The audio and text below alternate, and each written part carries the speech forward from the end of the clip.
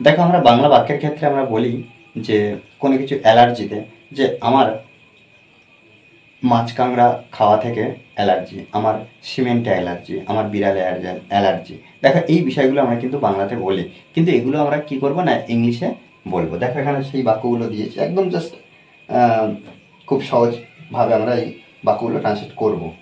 দেখো, first time কি আছে, আমার বিড়ালে অ্যালার্জি। তাহলে এটা আমরা আর গঠন লিখবো না, জাস্ট একটা বাক্য ট্রান্সলেট করলে আমরা প্রত্যেকটা বাক্য একইভাবে করতে পারবো।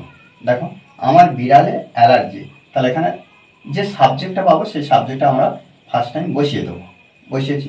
তারপরে যেহেতু একটু আমার বিড়ালে অ্যালার্জি, আমার সিমেন্টে অ্যালার্জি, এটা তো প্রেজেন্টে একটা বর্তমান সময়ে আমরা নিয়ে বলতে পারছি, সেহেতু আমরা প্রত্যেকবারে কী করবো, সাবজেক্টের পরে অ্যামিজারের মধ্যে যে কোনো একটা বসাবো। যদি এটা পাস্ট টেন্সে হতো, যদি পাস্ট টেন্সে আমরা এই যে তার বিড়ালে অ্যালার্জি ছিল, তখন আমরা কি করব, অ্যামিজারের পরিবর্তে ওয়াজারের মধ্যে যে কোনো একটা বসাবো পাস্ট টেন্সে। ওকে, তাহলে I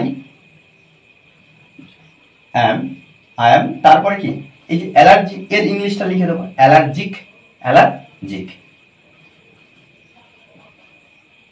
allergic. Okay, I am allergic.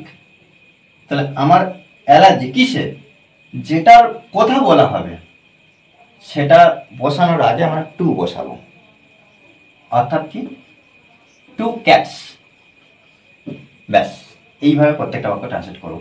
তার সিমেন্টে অ্যালার্জি, তাহলে এখানে আমরা হি ব্যবহার করবো, অর্থাৎ সাবজেক্ট যা থাকবে তাই।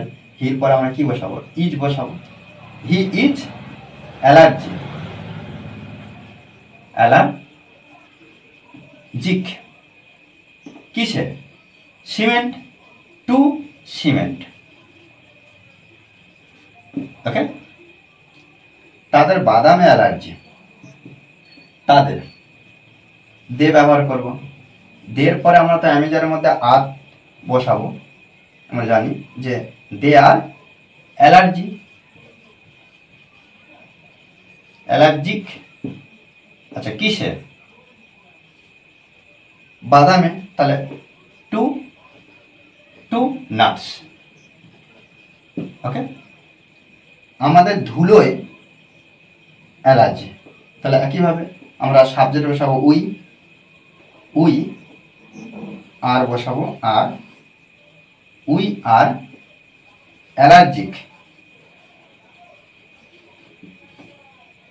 অ্যালার্জিক, উই আর অ্যালার্জিক কিসে, ধুলোর, তাহলে টু ডাস্ট।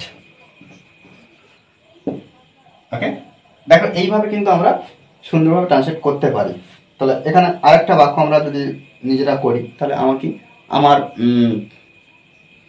চিংড়িতে অ্যালার্জি, আমার ডিম খাওয়াতে অ্যালার্জি, আমার পুকুরের জলে স্নান করাতে অ্যালার্জি। এই বিষয়গুলো কিন্তু আমরা নিজেরা ট্রান্সলেট করতে পারি। অবশ্যই আমাকে কমেন্ট বক্সে এই বাক্যগুলো আমাকে ট্রান্সলেট করে জানাবে, আমি অবশ্যই দেখব। কারণ কারণ আমাদেরকে অনবরত প্র্যাকটিস করতে হবে। ওকে, আর এই ক্লাসটি যদি ভালো লাগে অবশ্যই লাইক, কমেন্ট, শেয়ার। আর যারা এখনো পর্যন্ত এই চ্যানেলটি সাবস্ক্রাইব করেননি তারা অবশ্যই চ্যানেলটি সাবস্ক্রাইব করে পাশে থাকবেন। Okay, thanks for watching this video.